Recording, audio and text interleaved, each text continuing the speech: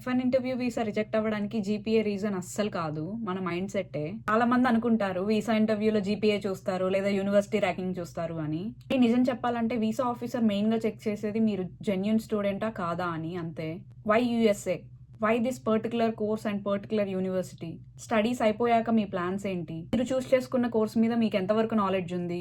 Main గా ఇలాంటి questions అడిగినప్పుడు క్లారిటీగా ఆన్సర్ ఇవ్వగలగాలి.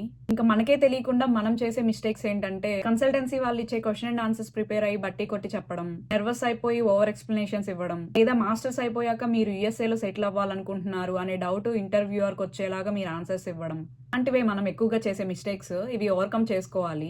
వీసా అప్రూవ్ అవ్వాలంటే మనం మెయిన్ గా తెలుసుకోవాల్సింది ఒక్కటే, F1 వీసా అనేది temporary visa, it's not a permanent visa. So ఆ వీసా ఆఫీసర్ కి కావాల్సింది మీరు జెన్యూన్ గా ఓన్లీ స్టడీస్ కోసమే యూఎస్ఏ వెళ్తున్నారా లేదా మీకు అక్కడ సెటిల్ అయ్యే ప్లాన్స్ ఏమైనా ఉన్నాయా?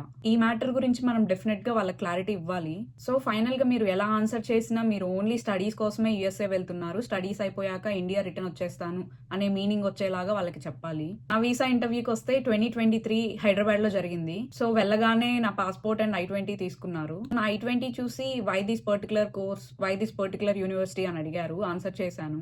ఈ పర్టికులర్ కోర్స్ లో నువ్వు ఏం ఇంప్రూవ్ చేసుకుంటున్నావు, ఏం ఇంప్రూవ్ చేసుకోవాలనుకొని యూఎస్ఏ వెళ్తున్నావు అని అడిగారు. నాకు ఆయన అడిగిన క్వశ్చన్ అర్థం కావడానికి చాలా టైం పట్టింది. ఎందుకంటే మనం ఫస్ట్ టైం అమెరికన్ యాక్సెంట్ వినడం కదా, సో అర్థం అవ్వడానికి టైం పట్టింది. మళ్ళీ రిపీట్ చేయమని అడిగాను, చేశారు. సో ఇంకా ఆన్సర్ చేశాను. తర్వాత నా I-20 ఇచ్చేసి పాస్పోర్ట్ ఉంచుకొని యూ కెన్ గో నౌ అన్నారు. సో వీసా ఇంటర్వ్యూలో university ranks, GPA or perfection important కాదు. Confidence, honesty and clarity important.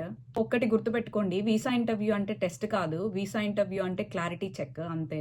So visa approve అయ్యాక నెక్స్ట్ స్టూడెంట్స్ ఏం చేయాలి, యూఎస్ఏకి వచ్చే ముందు ఏం తెచ్చుకోవాలి, ఏం తెచ్చుకోకూడదు అనేది నెక్స్ట్ వీడియోలో చూద్దాం. Stay tuned, follow for more USA updates. Bye bye.